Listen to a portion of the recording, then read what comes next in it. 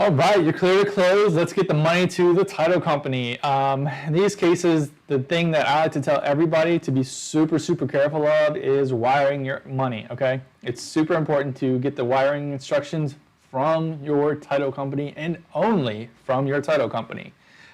They have their wiring instructions that they're going to require for their specific accounts, their routing numbers, the whole nine.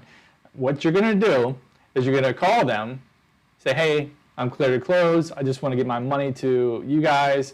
Can you please provide these wiring instructions? They will email you them or fax them. Either way, you're going to receive them, call them again, say, hey, this is what I have. Can you please confirm this information is accurate? If they say it's accurate, at that point you can proceed forward with those instructions. The reason that we do it in this order is because of wire fraud.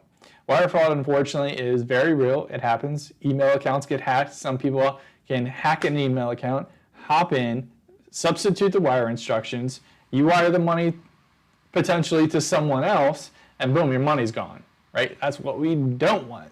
So it's really important to follow those steps.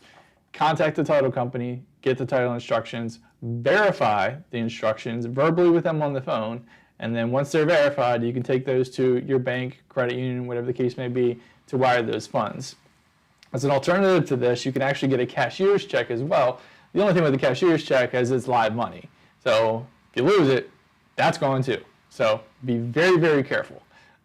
Just wanted to explain the process a little bit to you. Nothing to be afraid of. We just have to make sure that we're diligent in how we proceed moving forward because it's a really big step. You're literally sending money. So anyway.